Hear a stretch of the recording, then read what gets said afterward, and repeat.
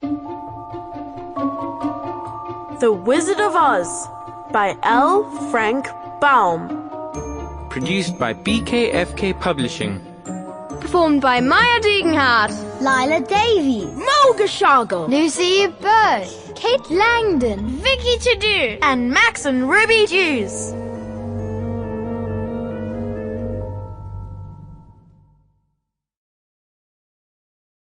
Chapter 1. The Cyclone.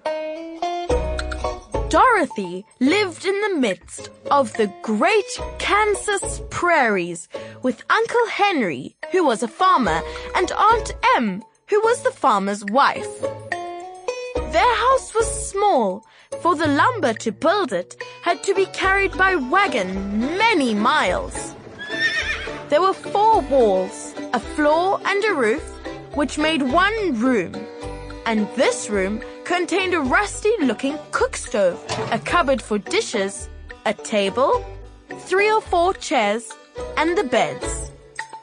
Uncle Henry and Aunt Em had a big bed in one corner, and Dorothy a little bed in another corner. There was no garret at all, and no cellar, except a small hole dug in the ground called a cyclone cellar, where the family could go in case one of those great whirlwinds arose, mighty enough to crush any building in its path. It was reached by a trapdoor in the middle of the floor, from which a ladder led down into the small, dark hole. When Dorothy stood in the doorway and looked around, she could see nothing but the great grey prairie on every side. Not a tree nor a house broke the broad sweep of flat country that reached to the edge of the sky in all directions. The sun had baked the plowed land into a grey mass, with little cracks running through it. Even the grass was not green, for the sun had burned the tops of the long blades until they were the same grey color to be seen everywhere. Once, the house had been painted, but the sun blistered the paint and the rains washed it away, and now the house was as dull and grey as everything else. When Aunt Em came there to live, she was a young, pretty wife. The sun and wind had changed her too. They had taken the sparkle from her eyes and left them a sober grey. They had taken the red from her cheeks and lips, and they were grey also. She was thin and gaunt and never smiled now.